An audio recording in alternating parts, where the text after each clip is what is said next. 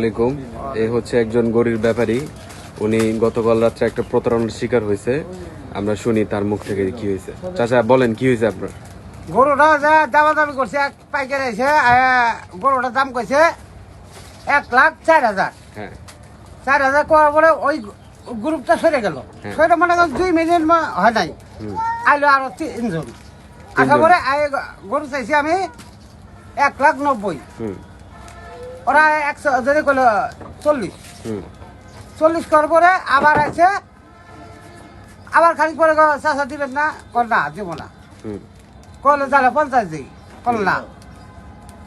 পরে খানিক পরে আবার কইলে যায় 40 দিই। আমি কলম কে বলছি, কইলেন আপনি 50, আবার এখন কল 40 50 কেজি কহ। আচ্ছা 60,000 দিই, কল না 60,000 দেওয়া যাবে না। পরে ফুলা কলে চাষা আর 5,000 টাকা দেন। পরে টাকা পাই গেল। আপনার ছেলের সাথে ছিল না? হ্যাঁ, দুই ছেলে আসছিল।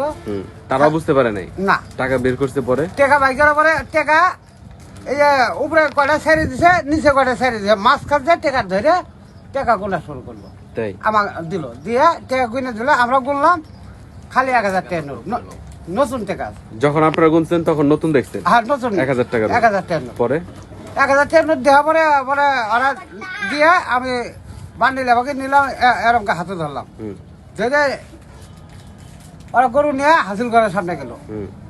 হাসিল ঘরের সামনে যায়, ওই বেড়া আর একটা গরু নেবো আমার। আমি কোনো তাহলে আমার গরু আর একটা আছে কালা, চলেন যাই দোকানে, আমার দোকানে পালা গরু, চলেন যাই। এখানে নিয়ে আসছিলেন?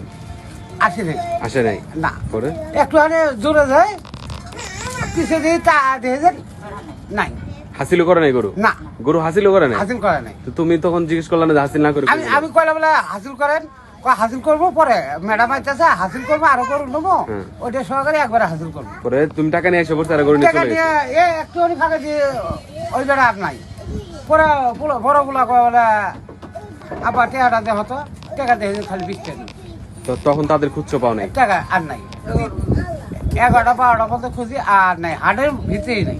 মানে হাসিলও করে নাই? না। তুমিও বলো না যে হাসিল করো? হ্যাঁ, আমি বলছি হাসিল করো, হাসিল করে তো। হাট মালিককে জানাইছো তুমি? হ্যাঁ, জানাইছি। পরে মাইকিং করছি। মাইকিং হয়েছে? হ্যাঁ, কিছু বলে নাই। হ্যাঁ, কিছু বলে নাই। আচ্ছা, এখন টাকাগুলো কেমন দেখি? এই যে 20 টাকা নোট খালি। যখন গুনছো তখন কেমন ছিল? তখন একটা নতুন কসকসা টাকা আসলে। এখন হলাম গুলিস্তানে যে ছিঁড়া ফাটার টাকা গুলো আছে না, ওই রকম টাকা, মানে এটা 20 টাকা গুলো অনেকটা চলবো না। সব গুলিস্তানের টাকা, সব সিগারেট। সব গুলিস্তান। এটা হলাম এটা ধরেন, এই যে সব গুলিস্তানের টাকা, সব গুলিস্তানের। আহা, সব ছিঁড়া ফাটা। তো খুবই দুঃখজনক।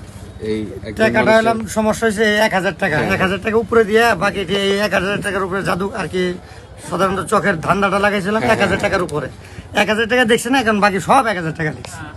আর ইটে ছিল 1,000, এটা হলাম অরিজিনাল, এটা হলাম জানলাম। এই 1,000 টাকাটা আবার অরিজিনাল দিচ্ছে। এই হচ্ছে ঘটনা। তো আপনারা সবাই সাবধান থাকবেন।